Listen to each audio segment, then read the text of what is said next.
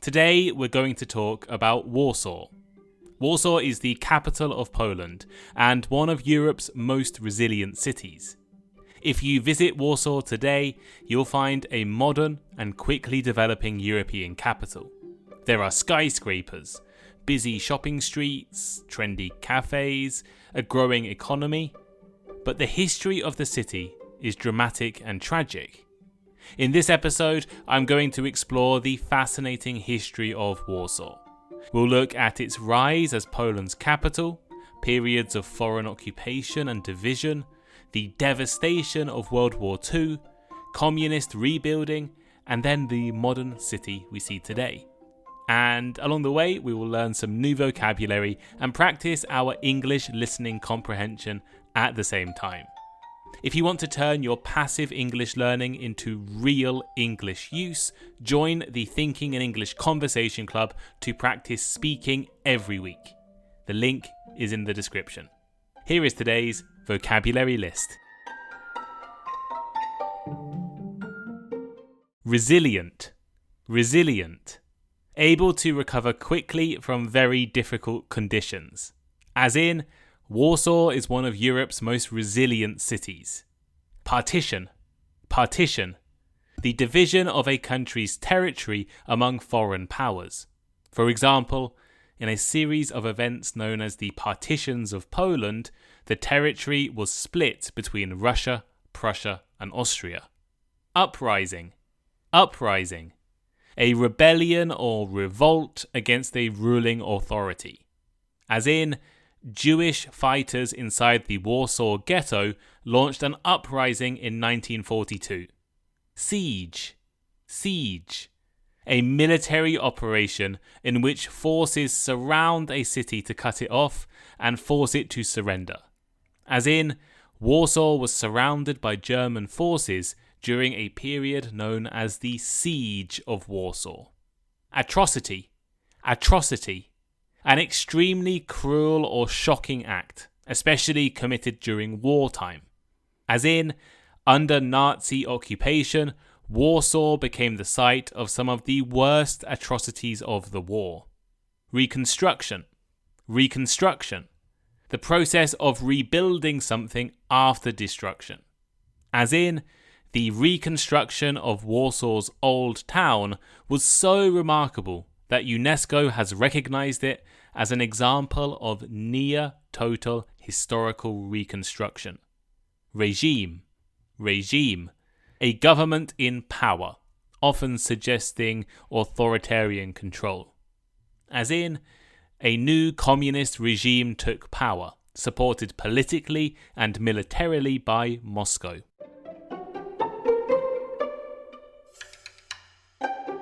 Warsaw wasn't always a capital city.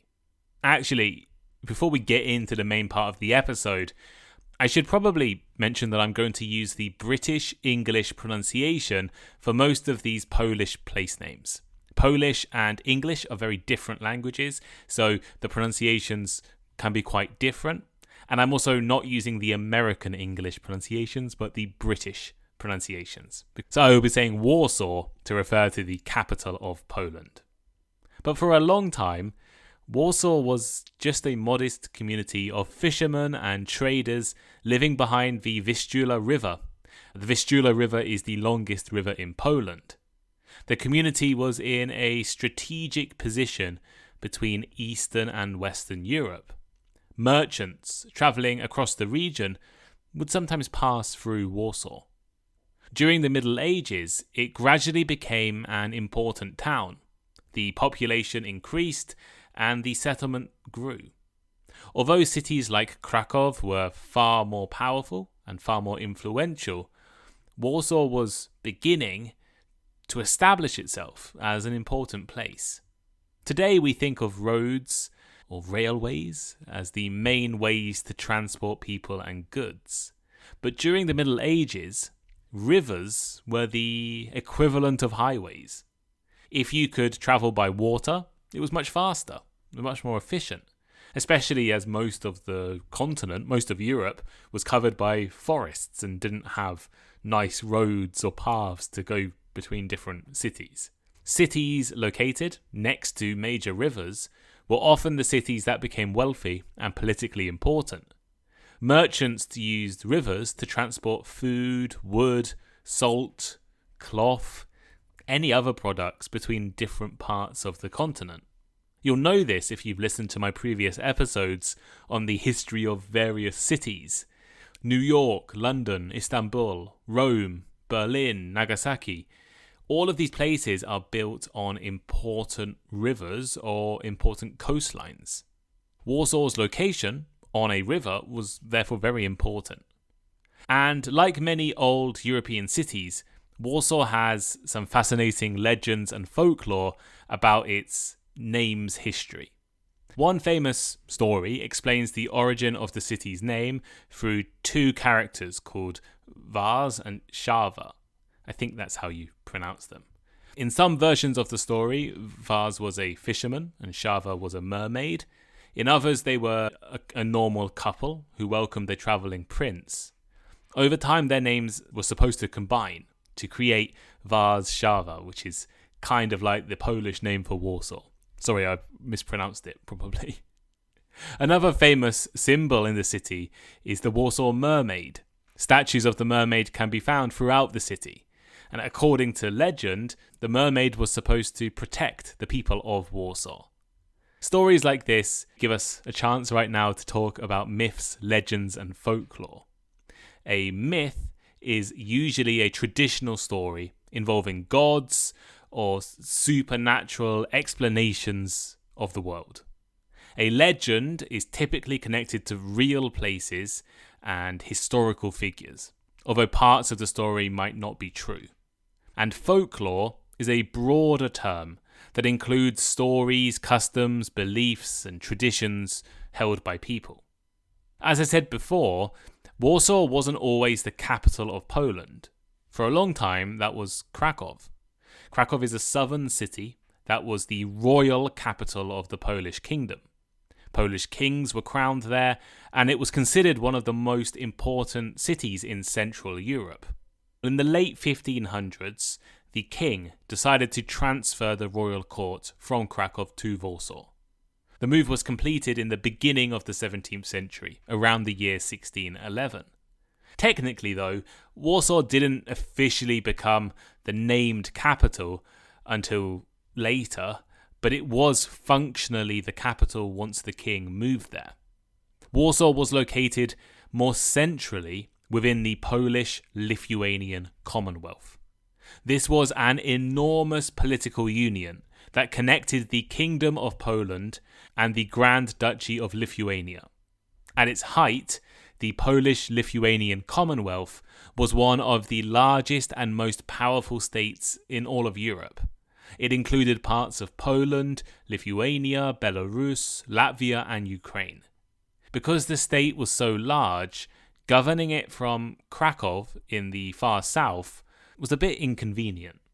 Warsaw's more central location made ruling the Commonwealth a bit easier. Warsaw is also between the cities of Krakow and Vilnius. Vilnius is the historical capital of Lithuania, so choosing Warsaw as the capital meant that it was kind of in the middle, a compromise. The Polish-Lithuanian Commonwealth was an unusual political system for its time. Unlike many European countries, which were ruled by strong absolute monarchs, strong kings and strong queens, the Commonwealth gave most of its power to the nobility. Kings were elected rather than automatically inheriting power. And the important decisions made in the Commonwealth often required approval from a kind of parliament. Of course, it was not a democratic system by what we now understand as democracy, but compared to many other European countries at the time, the Commonwealth was considered relatively open, especially for noble people. It was also very multicultural and multi-ethnic. Poles, Lithuanians, Jews, Ukrainians, Germans, Armenians, and many other communities lived inside the Commonwealth. This meant there were multiple languages, religions, and traditions. Warsaw became the capital of this enormous state. The population grew, Wealthy nobles built grand palaces and elegant residences in Warsaw, and the city hosted royal ceremonies, diplomatic events if other countries' leaders came to visit. Gradually, though, the Polish-Lithuanian Commonwealth became weaker, especially during the 1700s. At the same time, nearby countries like Russia and Prussia and Austria were becoming more and more powerful and more ambitious. Eventually, these countries decided to divide Poland among themselves. In a series of events known as the Partitions of Poland, the territory of the Commonwealth was gradually split between Russia, Prussia, and Austria. There were 3 separate partitions in 1772, 1793, and 1795. After the final partition, Poland disappeared. Poland completely disappeared from the map of Europe. For more than 100 years, there was no independent Poland, no Polish state. This is one of the most fascinating, extraordinary parts of Polish history. Imagine your country suddenly no longer exists. It no longer has a place on the map of the world. Well, this happened to Poland. Warsaw eventually ended up in the Russian Empire. The Russian Empire ruled a lot of central and eastern Poland during the 19th century. Many Polish people strongly opposed Russian rule, and different uprisings broke out against Russian authorities. 2 of the most famous rebellions were the November Uprising of 1830 and the January Uprising of 1863. Both of these were ultimately unsuccessful. The Russian Empire responded harshly. They attempted to suppress, to stop Polish nationalism and Polish resistance movements. They did this by using severe punishments and restricting political freedoms. For example, they limited the use of Polish language in schools and some government institutions. But despite this, Polish identity survived. Polish people worked hard to keep their culture, and Warsaw was a big part of this Polish identity. After more than 100 years of foreign occupation, Poland finally regained independence at the end of World War I. This new period of independence was known as the Second Polish Republic, and Warsaw officially became the capital of this new republic. The interwar period, which means the years between World War I and World War II, was a time of optimism, and it was also a difficult time. There was enormous excitement about rebuilding the country, but so many challenges. Poland had to unite parts of the country that had been controlled by different empires for more than a century. The economy was unstable and there was political arguments quite often. Also, the country faced tensions with some of the neighbouring countries. And then, in September 1939, Germany invaded Poland. The invasion happened with shocking speed and violence. German forces attacked from the west. They used tanks, aircraft, and rapid military movement to quickly invade Poland. Warsaw became one of the main targets for the German attacks. Within days, the city had been heavily bombed from the air. Buildings collapsed, fires spread throughout the neighbourhoods. Thousands of people were killed or injured. Polish soldiers and normal people resisted, but Warsaw was surrounded by German forces. This period became known as the Siege of Warsaw.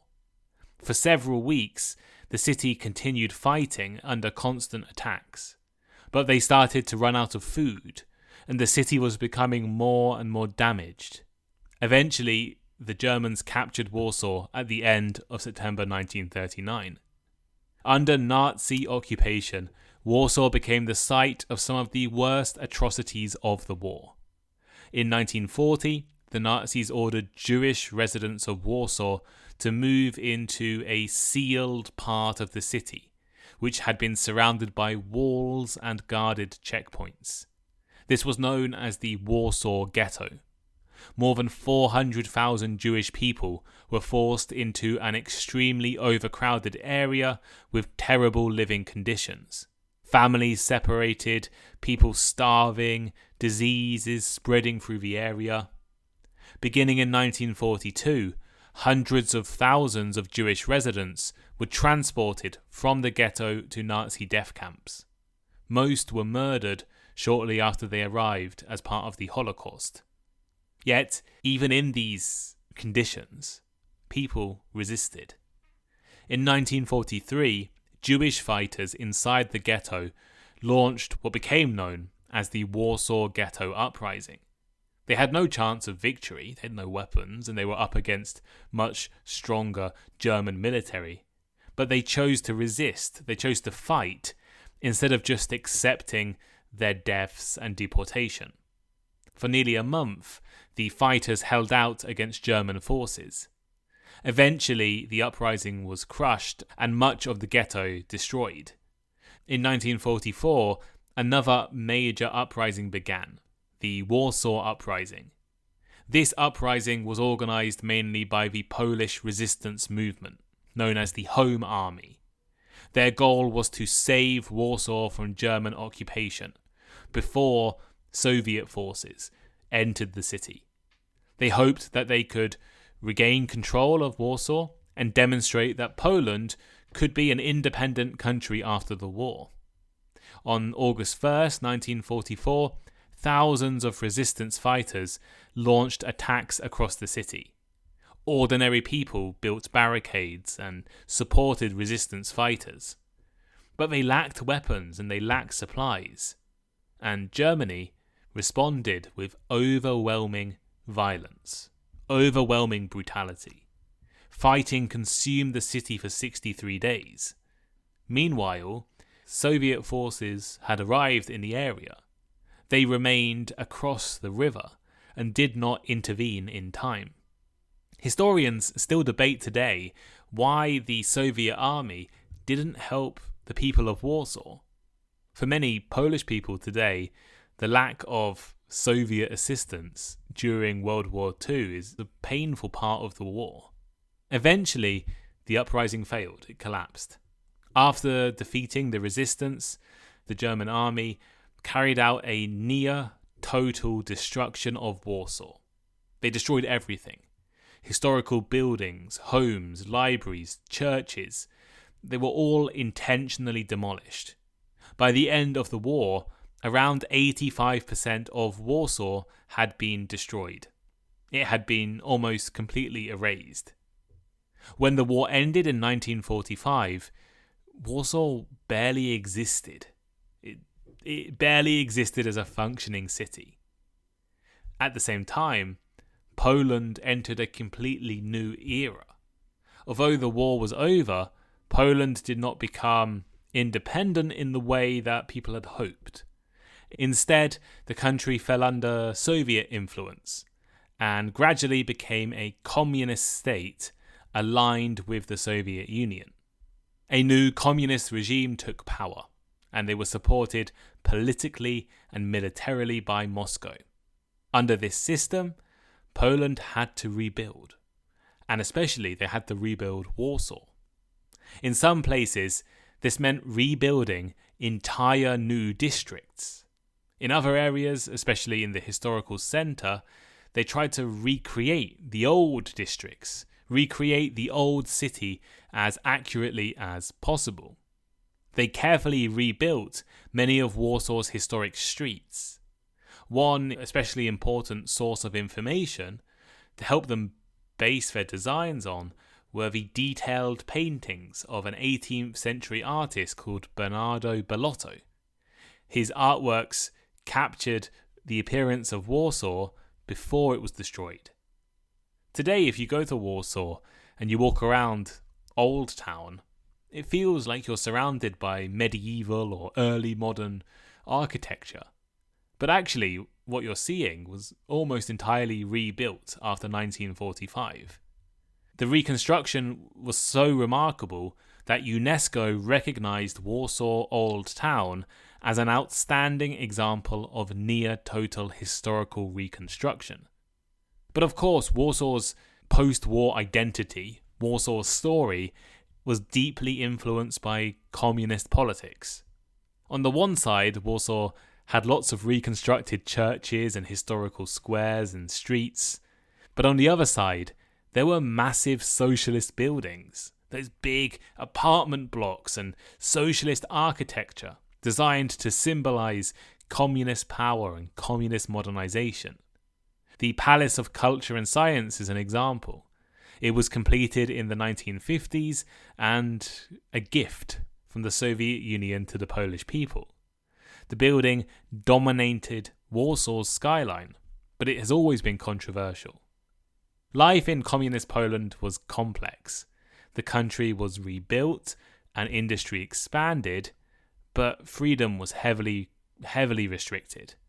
The communist government controlled media, closely monitored public life. There were also economic problems becoming quite serious in the 1970s and 80s. Resistance to communism grew across Poland.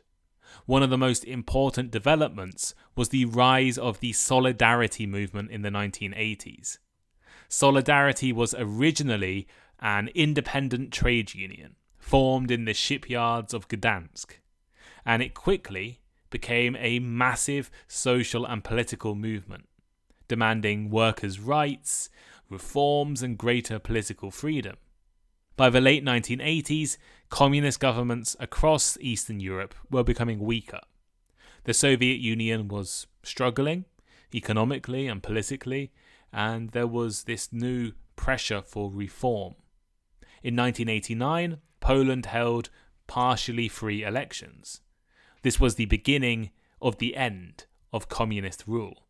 Poland was one of the first countries in the Eastern Bloc, the countries influenced by the Soviet Union, to move away from communism peacefully.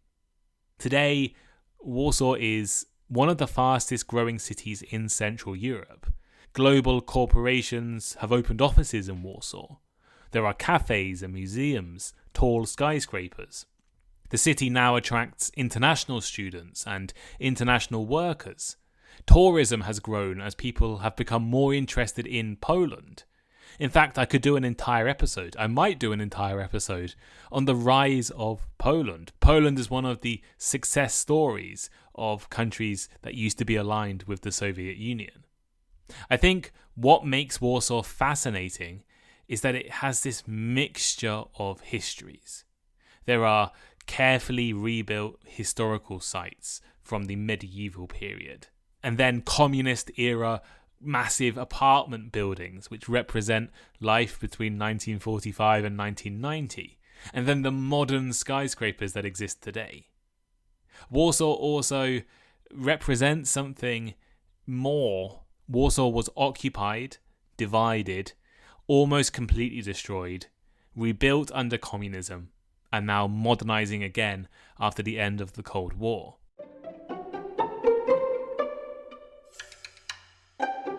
So here is today's final thought. Warsaw's history is one of the most interesting stories in Europe. It has survived foreign occupation, disappeared politically for more than a century, experienced the horrors of World War II, and was almost completely destroyed. But it rebuilt itself, and now the city is modern, international, and in Poland. Poland is one of the most exciting and quickly growing countries in Europe. But what do you think? Have you visited Warsaw? Would you like to visit? How should cities remember traumatic events like war and occupation? And what city should I cover next in this series?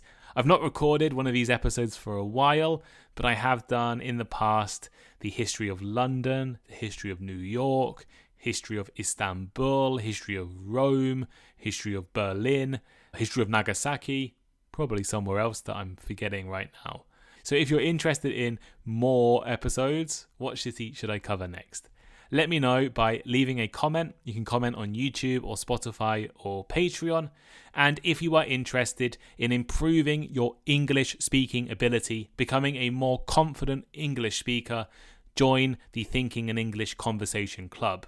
The Conversation Club runs every Tuesday and Thursday, 3 times each day, so people can join from all around the world. You do not need to be the best English speaker in the world. You just need to be willing to practice and improve your English. So come and have conversations with us. Improve your English. You can join by clicking the link in the description or going to my Patreon and subscribing. It's affordable and the best way, I think, to improve your English speaking confidence. Thank you all so much for listening, and I'll speak to you next time. Goodbye.